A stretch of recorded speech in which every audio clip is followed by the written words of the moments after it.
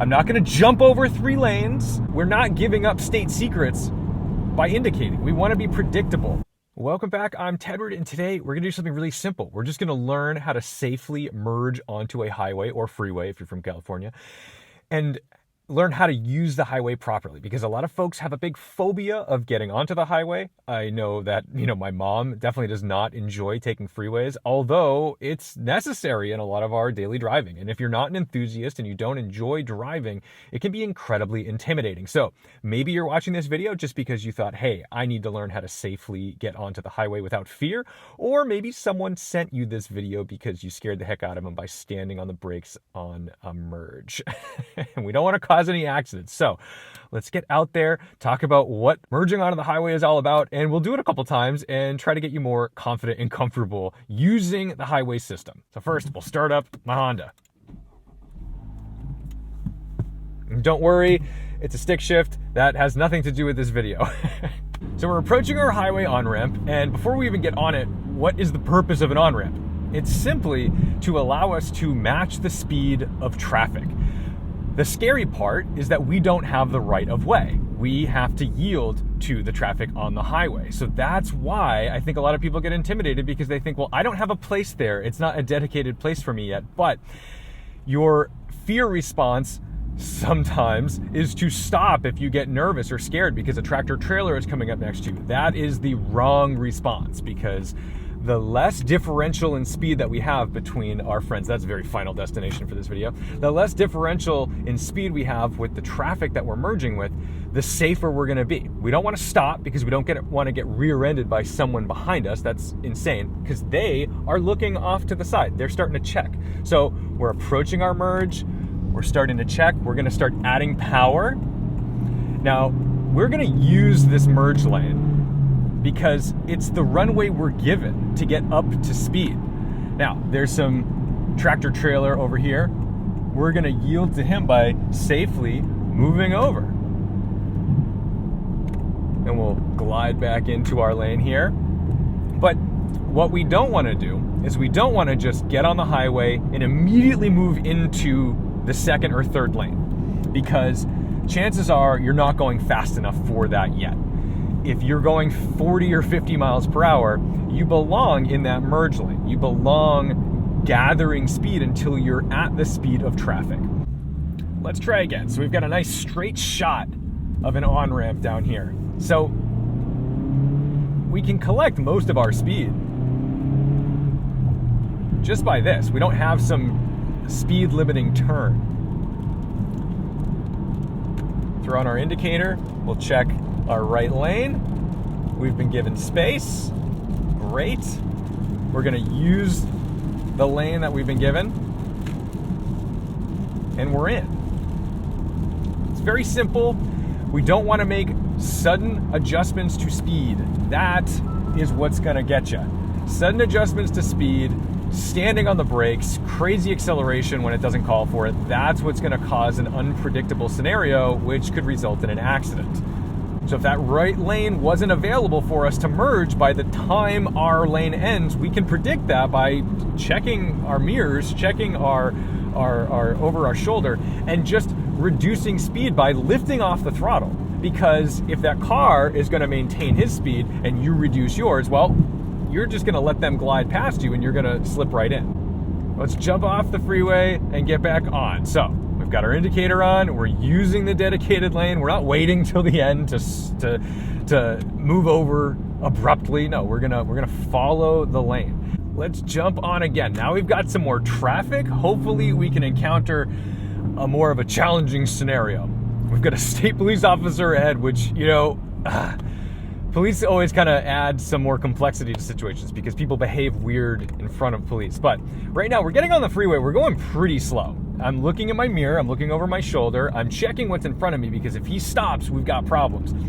I've got the courtesy of a pretty open right lane, and I'm gonna use all of this. So the beauty is there's a little bit of symbiosis in a merge, because the highway, people should be helping you a little bit. That truck very easily could have just stayed in that right lane, and all I would have done was yield to him. I wouldn't have stopped, I would have just gone slow, let him pass, and then gotten back in behind him. Very simple. But we never want to just stand on the brakes unless there is a literal obstacle ahead of us. But if it's just coming up next to us, let it pass you.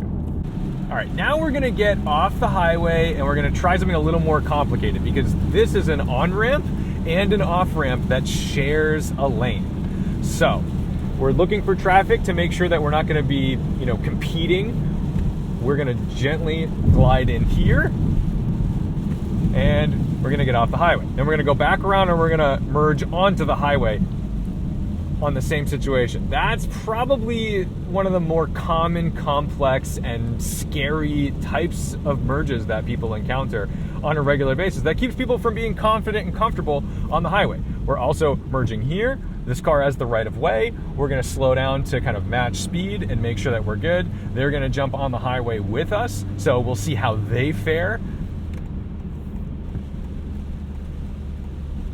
I think they're gonna be especially cautious, which can be scary. Honestly, the slower cars are the scarier cars when it comes to getting onto the highway. People seem to be very afraid of turns, so these kind of bottleneck turns scare a lot of people and then they lose all their speed. But you need to start getting into it, because people might be getting off the highway where we're getting on. So we're gonna be keeping an eye on our car ahead to make sure we don't rear end. We're gonna gather some speed. We're gonna check our 6. We're gonna use this lane to gather some speed as fast as we can, given the roadblock ahead, but we safely get to speed. And then now there's no one behind us. We can accelerate to highway speed around this slower traffic. Set our cruise and we're good. Life's okay. Now, good highway etiquette means you make your pass and you move back to the right. A lot of people are afraid to use this right lane. A lot of people think that, oh no, I'm in the right lane, there's gonna be on-ramps and off-ramps and I'm gonna have to deal with merging traffic. Well, in some areas that's true, in a lot of areas it's not. There's miles of right lane ahead of me right now. I do not need to worry about anyone getting on and off this highway for another 3-4 miles. So it's smart for me to use this unless I'm trying to pass slower traffic. And once I've passed that slower traffic, I should move over. I should yield to that. So we're gonna add a little speed, because when we get into a faster lane, we wanna make sure that we're matching the speed of the traffic ahead of us. We don't wanna just jump into a lane going slower than everybody else. That's rude. We also wanna limit our passes when we can to left side passes. So that fella ahead of us just made a right-hand pass when he very safely had the ability to make a predictable and logical left-hand pass. Unfortunately, we don't really have like a middle lane hog law. The middle lane is unfortunately considered a quote-unquote cruising lane in the United States in most places. That's really not what it is. The right lane should be where you're at if you're just cruising and don't need to pass anybody. If it's open, then that's what you need to be doing. And once we're done with our pass, I'm gonna leave enough room, indicate, slide over, but we're watching this car. This is the car we need to worry about. We don't want to just jump over, because he might decide he wants that middle lane. That's where you got to be cautious. You always got to make sure that when you're making that transition back over, you're also taking into account that those cars might want to share the lane that you're entering. And now we've made our pass. I'm going to slip back over into the right lane because I'm not passing anybody. And there's another mile or so before any other traffic might be joining our adventure here on the highway. We want to give people room, right? If there's somebody stopped in the breakdown lane, you've got to at least give them the courtesy, if you have the available space, to move over, because it's really scary to be over there. It's very intimidating when you have cars driving past you at speed. It feels disconcerting and it is dangerous. That's how accidents happen. That is a stopped object on the side of the road with a fleshy human that, if hit, will not survive. You do not want to be responsible for that. And it's really terrifying when folks don't really have that respect for each other. We also want to be indicating every lane change we make, right? Even if it doesn't seem like, oh, well, who cares? No one's around, doesn't matter.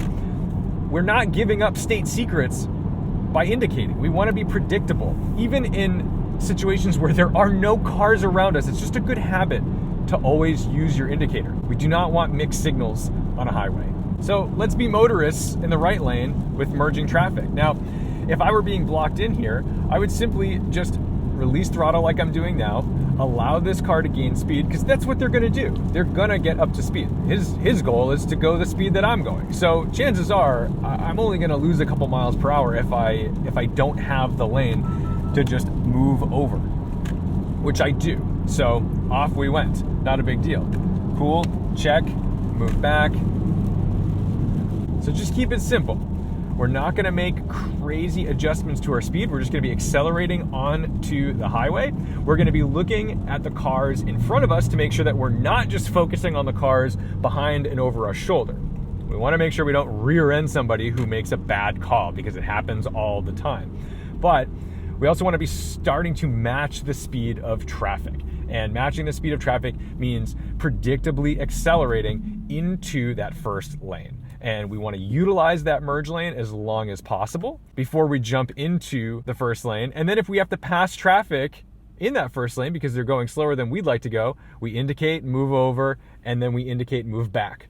Very simple. What we don't want to do is we don't want to just get on the highway and decide, I'm going to be in the passing lane. You're not at speed. You haven't acclimated yourself to the spatial awareness of what's going on in this highway at the moment. You don't know who's around you. Now you're just cutting across 3 lanes of traffic, and that's very dangerous. So, predictable moves, maintain speed, and if you have to slow down, just slow down predictably. Release your throttle. Don't stand on the brakes. We do not need to be stopping on a freeway. So, I hope this helps make highway driving a little more safe, a little easier, a little more predictable, and I hope you understand that the goal of getting on the highway is just to match the speed of your fellow drivers who are already on that highway.